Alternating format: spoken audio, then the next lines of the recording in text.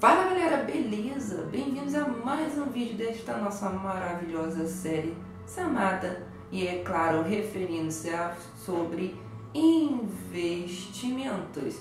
E é claro, eu já tenho que deixar um adendo, que nesse vídeo vai ser um pouquinho longo, diga-se de passagem, pois vamos falar de todos os investimentos feitos referentes ao mês de abril e, é claro, um pequeno dado, acontecimento que aconteceu no mês de abril, que, diga-se de passagem, foi a queda, uma pequeníssima queda na Bolsa de Valores, que, é claro, afetou não só a Bolsa de Valores do Brasil, como todas as bolsas de valores espalhadas pelo mundo todo, que podemos até mesmo se referir que foi a crise da década, a crise da Bolsa de Valores de 2020, que foi uma junção de corona, que é um dado momento que a gente está... Ixi, não pode falar essa palavra.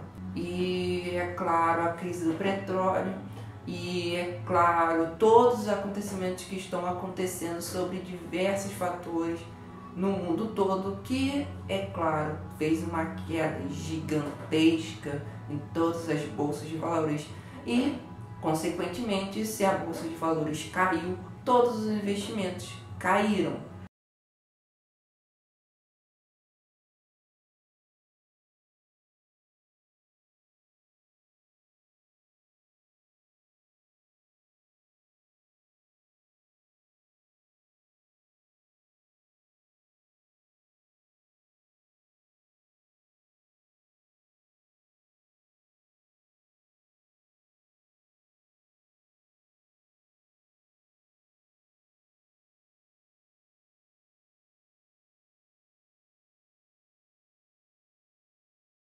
Interessante. Deixa eu mostrar para vocês. Olha só, o nosso Ibovespa ele tem um histórico, tá? E a gente tem um histórico aqui desde 1999 dele no estudo que a gente fez.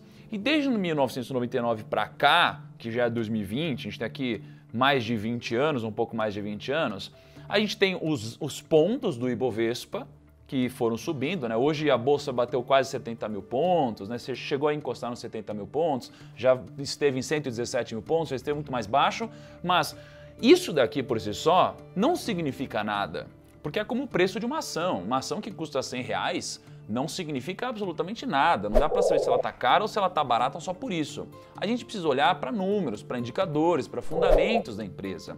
E um dos indicadores mais importantes que existem é o PL, o indicador preço-lucro. Só para a gente trazer uma apanhada aqui para colocar todo mundo na mesma página. O que é o indicador preço-lucro? Imagina que eu compro uma empresa por 10 milhões de reais. Se essa empresa que está valendo 10 milhões de reais me dá de lucro 2 milhões de reais por ano, significa que o preço sobre lucro, 10 milhões sobre 2 milhões, dá 5. Ou seja, se eu colocar 10 milhões, eu vou receber o que eu investi em 5 anos só através dos meus lucros. Logo, quanto menor o PL, melhor para mim. Quanto maior o PL, mais tempo vai demorar para eu ter esse dinheiro de volta. Eu não vou entrar aqui agora no mérito de que você precisaria considerar também o crescimento da empresa, etc., o CAGR. Não, só vou olhar para o indicador PL porque costuma ser um indicador muito importante no longo prazo, especialmente quando a gente está falando de preços de ações de uma forma geral. Beleza, então não adianta nada eu olhar para a bolsa sozinha, eu preciso olhar também para o PL. O que aconteceria se eu cruzasse a bolsa, os pontos da bolsa, com o PL histórico? Aconteceria exatamente isso que você está vendo aqui no gráfico. E, historicamente, isso teria ajudado a gente a identificar momentos interessantes para que eu pudesse fazer compras com mais convicção em momentos que eu talvez devesse refletir um pouco mais sobre o dinheiro que eu estaria investindo em empresas. Então, olha só, aqui em 2002, quando a gente teve uma grande crise, a bolsa estava aqui em 8 mil pontos, a gente tinha um PL de 5,13. E logo depois disso, o PL foi subindo muito, até que antes da crise de 2008, a gente tinha um PL muito alto, um dos maiores PLs que a gente já teve na história. Só que aí, quando a gente teve a crise de 2008 de novo, que a gente bateu um Ibovespa mensal mínimo ali de 36.600 pontos, a gente teve um PL de 7.5. E logo depois, a bolsa subiu muito, né? Quem investiu nesse patamar ganhou mais de 100% em muitos dos seus investimentos. E aí a gente teve o PL que ficou muito alto. Ele ficou ali na casa dos 17,66. E agora há pouco, antes de a gente ter essa grande crise, a gente tinha um PL também muito alto, ali na casa dos 16, 17 também, né? Obviamente, o cenário mudou, a taxa de juros é muito mais baixa, muitas coisas mudaram, mas o PL estava lá em cima. E com essas quedas recorrentes, a gente teve 40% de queda em 3 semanas, o PL dos ativos, ele caiu para abaixo de 10. Ele caiu para 9,91. E não significa que está uma bagatela, mas significa que se você olhar para as últimas vezes, que o PL bateu esse patamar, ele costumou dar boas entradas. Lembrando que dessas últimas vezes que o PL bateu essa casa de 9 e alguma coisinha, a gente tinha uma taxa de juros muito mais alta. Então, a gente tinha um PL de 9, mas a renda fixa era muito mais atrativa do outro lado, então existia um custo-oportunidade muito alto. Hoje a nossa renda fixa, mesmo com esses reajustes de que talvez ela possa subir um pouco nos próximos tempos, ela não está tão atrativa quanto ela já esteve lá atrás, quando ela era 10, 15, 20, mais de 20% ao ano, tá? Então é legal você olhar para esse gráfico para você refletir em cima disso. Basta e vire algo muito maior. Olha só, eu não sou um especialista em vírus e nada disso, então eu posso acabar falando alguma bobagem aqui.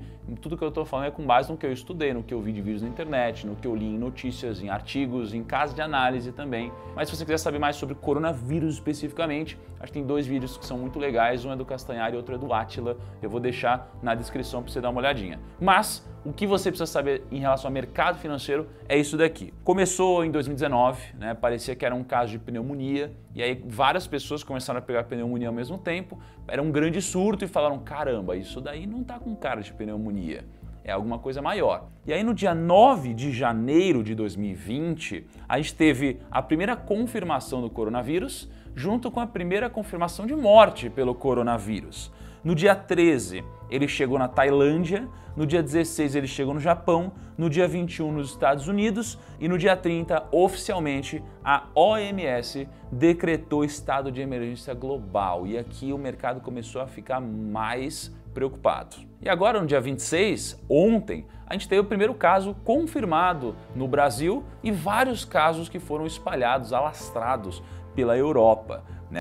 Impactaram as bolsas nos últimos anos, nas últimas décadas. Então tem um gráfico muito legal aqui, que se você for olhar, você tem aqui HIV e AIDS, você tem aqui pneumonia, você tem SARS, você tem a gripe aviária, você tem a dengue, você tem a gripe suína, você tem um monte de coisa. Você tem ebola, você tem coisas muito fortes aqui, muito fortes, e que se você lembrar, na época todo mundo ficou muito assustado também, todo mundo ficou desesperado.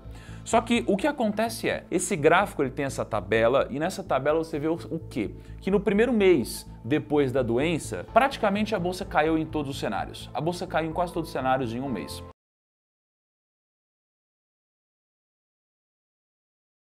Kaique, tivemos quantos circuit breakers antes do dia de hoje? 2. 2. E hoje já tivemos um logo na abertura. O mercado já abriu com... a gente quando entrou em circuit breaker estava com mais de 11% de queda. Depois a gente teve mais um circuit breaker perto do almoço, que é quando a bolsa bate 15% de queda. E quase tivemos o terceiro agora há pouco e não sabemos se até o final do dia, a gente está gravando o vídeo agora de tarde, não sabemos se a gente vai ter o terceiro circuit breaker. Se isso acontecer, o mercado vai travar, né? A bolsa vai informar para a gente como as coisas vão acontecer, mas provavelmente ela fecha e não abra mais ao longo do dia. Mas estamos gravando o vídeo agora, estou aqui para passar informações relevantes sobre tudo o que aconteceu e tudo o que ainda pode acontecer, ajudar você que está investindo em ações ou você que está pensando em investir agora, te passar algumas notícias importantes, como por exemplo, Bolsonaro, será que ele está com coronavírus? Kaique, será que o Bolsonaro está com coronavírus? Eu não sei, mas ele deve estar junto com a gente nesse Titanic com um violino tocando e um navio afundando. Cara, e passei a mão no olho, não pode perder, não ficar fazendo piadinha e tal. Eu sou um cara mais bem-humorado, mas não vou fazer isso hoje em respeito ao que está acontecendo no Brasil, porque tem gente muito chateada, tem gente perdendo muito dinheiro, mas vamos falar um pouquinho sobre o que aconteceu e o que está acontecendo. Mas primeiro, 10 segundos de silêncio olhando para essa tela para você refletir um pouco sobre como está esse dia.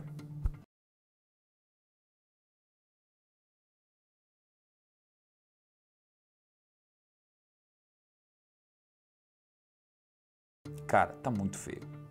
Olha só, se tem coisa caindo 18%, 20%, 16%, cara, é muito feio. Hoje, pô, teve coisa caindo quase 30%, tem coisa caindo muito mais até. O mercado está muito maluco, né? E eu queria mostrar para vocês o seguinte. Lembra que eu falei do VIX, que é o índice do medo? Quanto maior o VIX, maior o pânico no mercado, geralmente maiores oscilações e também maior a queda. Então, esse daqui é o VIX. O que vocês têm que ver? O VIX ele está em 63,91.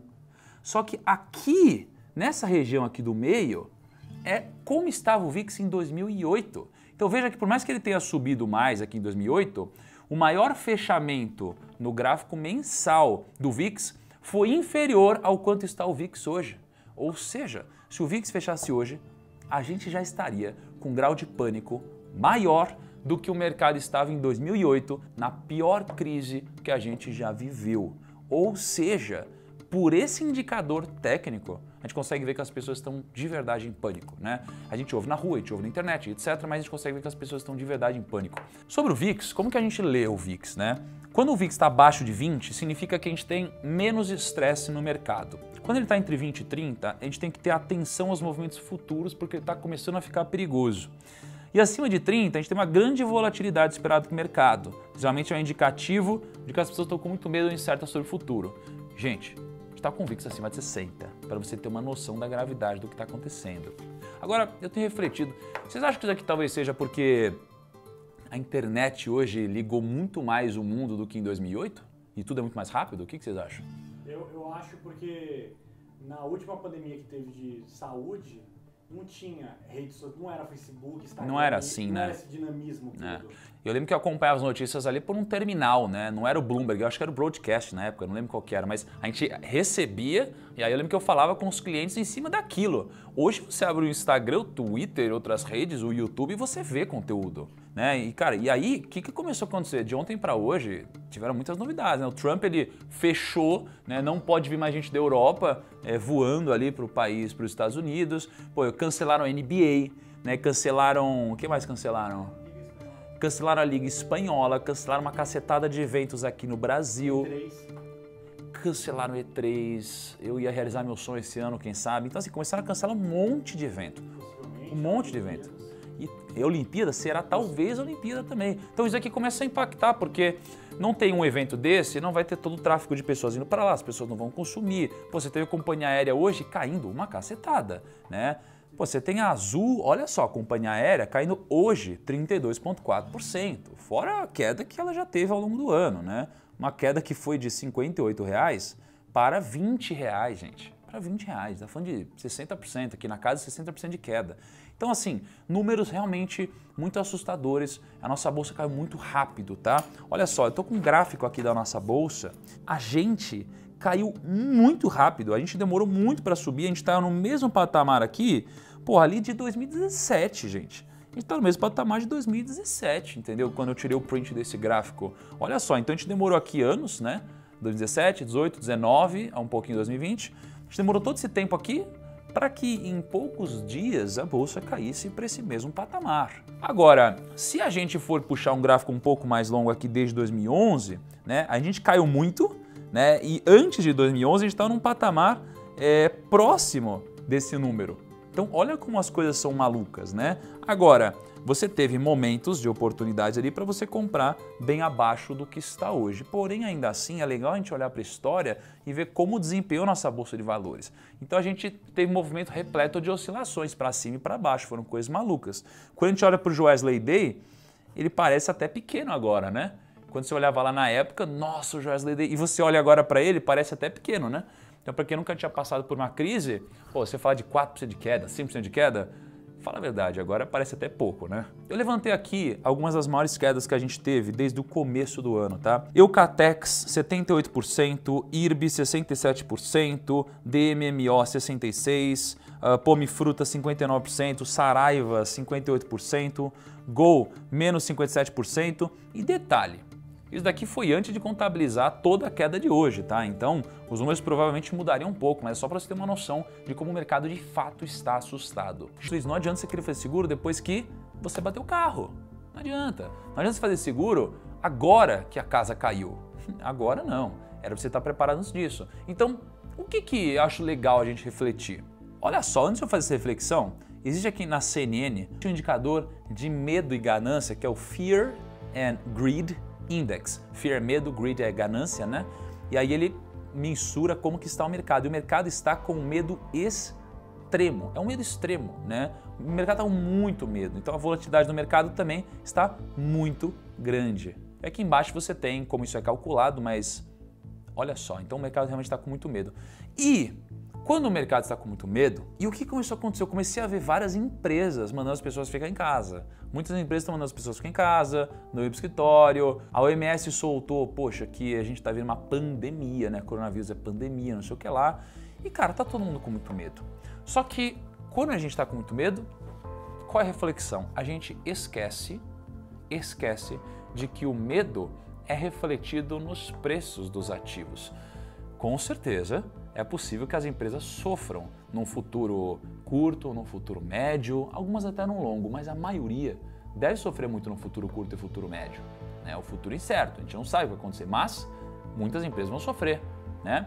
Agora, é por causa disso e por causa do medo que acaba sendo refletido nas empresas que aparecem bons negócios. O ponto é, o que eu aprendi é, o problema não é você pagar caro numa ação, o problema é você não ter dinheiro para comprar essa ação se ela ficar mais barata. E muitas pessoas não têm dinheiro para poder aproveitar oportunidades que aparecem. Né? E por que as pessoas fazem isso? Porque elas se entregaram a ganância lá atrás, elas abriram mão de ser ambiciosas e entregaram a ganância lá atrás com o mercado subindo. E hoje, com o mercado com essa queda tremenda, tem muita gente que já não tem mais caixa. Então, o que eu sempre faço? Eu tenho comprado bastante nessas quedas, mas eu sempre mantive uma parcela de caixa. Então, eu fui diminuindo meu caixa. Só que as ações caíram tanto que o meu caixa ele continuou relevante perto da minha carteira. Então, eu sempre continuei com caixa. Tá? Então, você não precisa necessariamente fazer novos aportes na sua carteira de investimentos para que você tenha caixa. Não. É que se você sempre rebalanceia o seu portfólio, é natural que você sempre tenha um pouco de caixa para você comprar mais. Pô, tá, a casa caiu. Às vezes você está pensando, meu Deus, a casa caiu, eu perdi muito dinheiro, eu não sei o que fazer. E eu vou te dizer o que você não deve fazer. Se desesperar agora, porque se você se desesperar agora, você vai cometer o mesmo erro que eu já cometi lá atrás e que eu já vi muita gente cometendo. Qual é o erro que as pessoas cometem? As pessoas fazem o seguinte, eu investi 100 mil reais, aí eu fiz alguma operação errada, eu fiz uma cagada, investi errado, e aí 100 mil reais viraram 20 mil reais. E na minha cabeça eu penso assim, como que eu faço para esses 20 mil reais se transformarem em 100 mil reais de novo? Cara, você não faz isso da noite para o dia. Só que as pessoas querem fazer. Então elas pegam esses 20 mil reais e elas apostam cada vez mais. E quanto mais cai, mais elas apostam, elas começam a se alavancar e elas se expõem ao risco de perder tudo. Não faça esse tipo de coisa. Você vai recuperar suas aplicações no longo prazo. Você vai recuperar com trabalho, você vai recuperar com aporte. Olha só, se você tem 100 mil reais, você perdeu 90% da sua carteira e você tem 10 mil reais por algum motivo, você não vai recuperar isso no curto prazo. Porque os seus 10 mil reais precisariam render 900% para que eles virem 100 mil reais de novo. Então, se você tem dinheiro em fundos de investimentos e você passou por um momento como esse, saiba que o seu dinheiro não vai ser recuperado da noite para o dia. É no longo prazo. Essa é a realidade. Então, não adianta você terceirizar a culpa, não adianta você querer virar ganancioso para acelerar isso, porque o que tende a acontecer é você perder ainda mais. E se você ganhar, na próxima vez que acontecer, você vai fazer a mesma cagada e vai perder. Então, você precisa sempre manter o mantra. E é muito interessante esse estudo que foi feito. Por quê? Porque se você puxar aqui, a gente tem alguns momentos. A gente tem a crise asiática, a gente tem a crise da Rússia, a gente tem o câmbio flutuante, a crise do subprime nos Estados Unidos, o Joesley Day e a gente tem o que está acontecendo agora, que seria a queda do petróleo mais o coronavírus. Não sei como a história vai lembrar o que está acontecendo agora, mas a gente tem o que você sabe que está acontecendo agora. Queda do petróleo e coronavírus. Beleza. Na crise asiática, a gente teve um dia em que a bolsa chegou a cair 10,20%. 10,20%. Isso aqui foi extremamente assustador também. Ninguém esperava. Aliás, uma coisa semelhante entre todas as crises é que as pessoas elas não esperam a crise. E pelo fato de elas não esperarem a crise, elas ficam muito confiantes, acabam refletindo essa confiança delas no preço das ações e dos ativos. Logo, como ninguém espera, a crise é muito forte e pega todo mundo de jeito quando tem algum acontecimento.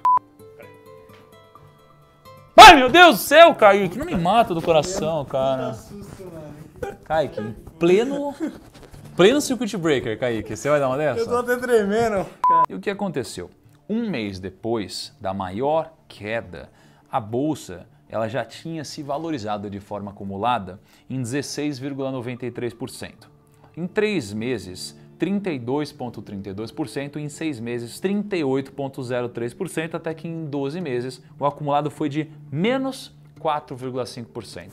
12 meses depois, isso daqui acabou fechando no negativo. Mas desses 6 exemplos que eu peguei, ela foi a única crise que teve 2 crises em uma, né, que depois acabou acontecendo. Então, ela foi uma que fechou no negativo 12 meses depois. Isso aqui pode ser desanimador para você, mas veja só, na crise da Rússia, a gente teve a pior queda da crise da Rússia no dia 10/9 de 1998. E aqui a gente tem uma queda de menos 15,83%. E depois dessa queda de menos 15,83%, o que aconteceu? Um mês depois, 37% de alta. 3 meses depois, 58% de alta. 6 meses depois, 105% de alta. E 12 meses depois, 138% de alta. Olha só, então nesse caso, teria valido a pena você aproveitar esse tipo de oportunidade. Aí a gente teve o câmbio flutuante, né, que foi quando o Brasil mutou o regime de câmbio dele e virou o câmbio flutuante. E a gente teve no dia 14/1 de 1999 uma queda de 9,97%. O que aconteceu depois? Em um mês, 77% de alta, 3 meses, 123% de alta, 6 meses, 124% e em 12 meses, 249% de alta. Teria valido, então, muito a pena quem tivesse olhado para esse momento como oportunidade. Aí a gente teve a crise do subprime nos Estados Unidos, tá? A pior queda dela aconteceu no dia 15/10 de 2008. Olha só, foi uma queda que não foi pior do que a queda que a gente teve hoje, ou até que a gente teve nesse último circuit breaker aqui. Beleza, o que aconteceu? Um mês depois, menos 2,83% de queda, 3 meses depois, 6,29%, 6 meses depois, 22% de alta e 12 meses depois, 81,1% de alta na nossa bolsa. Teria valido a pena, novamente, aproveitar esse momento. Joesley Day, no dia 18/5 de 2017, a gente tem uma queda de 8,80% no dia, no pior dia, e depois em um mês 0%, em 3 meses 11,5%, em 6 meses 19% de alta e em 12 meses 34,88% de alta. Então, como você pode ver, teria valido a pena também se expor a esse momento. A gente teve no dia 9/3 agora, nessa crise atual, uma queda de 12,17% e hoje, estou gravando esse dia enquanto o pregão está aberto, o pregão está caindo 12% de novo, tá? Quanto que vai ser o resultado daqui 2 meses? Não sei, não tenho a mínima ideia e ninguém sabe. Mas, se a história ensinou alguma coisa pra gente, foi que na maioria das vezes, a frase tão famosa do Warren Buffett, ela se aplicou, que é aquela de compre ao som dos trovões e venda ao som dos violinos. Ou compre ao som dos canhões e venda ao som dos violinos, né? E a gente sempre, quando a gente olha de forma retroativa para as crises, a gente olha para esses momentos de muita queda e a gente fala, poxa, era tão simples, era só ter comprado, porque tá todo mundo desesperado. Era só eu vender lenço nessa hora. Quando chega na hora, as pessoas travam, ficam com medo, são dominadas por esse sentimento, elas preferem ficar longe porque elas não sabem até onde vai a crise. É como eu sempre digo, na prática, a teoria é outra. Estava com 15% da meta. Se você não sabe em que patamar, em que métrica estamos, só ver os vídeos passados. Bom, no mês de abril estávamos com 15% na meta e, é claro, investimos mais ainda para, é claro, chegar no objetivo final. E, consequentemente, nós investimos em Itaúsa, Santander, Petrobras, Petro 3, Petro 4, Cyrela.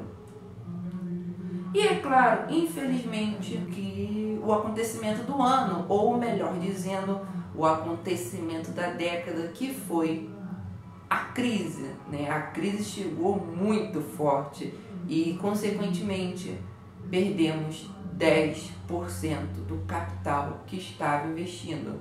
Bom, infelizmente não tem o que fazer. Afinal de contas, a gente tem que estar preparado, tanto para as altas como para as baixas. A gente tem que não deixar isso nos abalar. Infelizmente, em algum dado momento vai acontecer, em algum dado momento a gente está em cima, como também a gente pode estar embaixo. Nesse momento, quer dizer, há uns dias atrás, melhor dizendo, a gente estava só subindo, aí chegou num ponto que a gente só desceu. Infelizmente, nós, nesse dado momento de agora, estamos descendo. Mas é claro, como qualquer outra pessoa, em qualquer outro contexto, a gente não pode deixar que a queda seja muito brusca.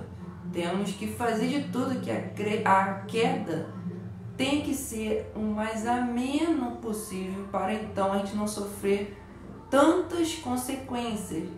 O que eu estou querendo dizer é que quando a gente está em momentos de queda, isso eu estou dizendo em vários contextos, a gente tem que tentar frear ao máximo essa queda, tentar fazer que essa queda seja mais amena em determinadas situações, senão as consequências, senão o resultado será extraordinariamente, melhor dizendo, será extremamente desagradável, extremamente difícil de se lidar, extremamente complicadíssimos de voltar a subir de novo. Fundo imobiliário XPHT11, fundo imobiliário THRA11, fundo imobiliário CEOC11, fundo imobiliário HCI11, SAG 11, Google, Coca, Walmart, McDonald's e o CBCB3, né?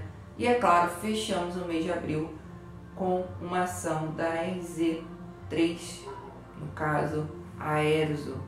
Eu não sei falar o nome dessa ação, mas desculpa o nome dessa ação, é o nome dessa empresa, mas está aí no vídeo. Enfim, com essa, mesmo tendo a queda, ou melhor dizendo, mesmo estando em queda, a gente ainda equilibrou, podemos dizer, as contas, e com isso fechamos o mês de abril com 22% da meta.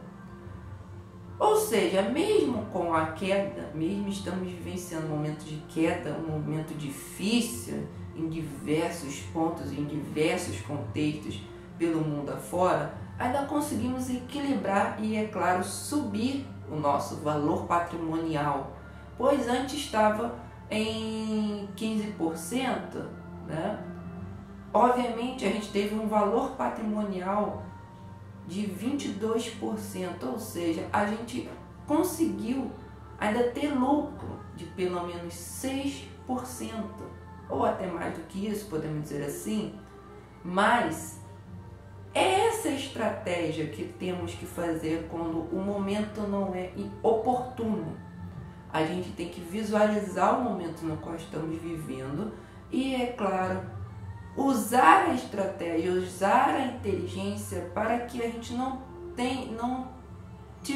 para que não temos uma queda tão brusca, para que a gente não sofra tantas consequências. Então é a moral, podemos dizer assim, do vídeo, no qual, mesmo que o momento seja extremamente difícil, mesmo que o momento esteja extremamente complicado em diversos assuntos, em diversos contextos, em diversas situações, a gente tem que botar a cabeça para esfriar e pensar, raciocinar, bolar estratégia ou até mesmo estratégias para que não soframos tanto num dado momento que está acontecendo, num dado momento no qual está situado. E podemos até mesmo dizer que esse lucro de 6, 7% foi maravilhoso. Claro, obviamente, podia ser melhor, podia, mas não daria. Mas está ótimo. Melhor estar no zero do que estar no negativo, do que ficar caindo. Isso é um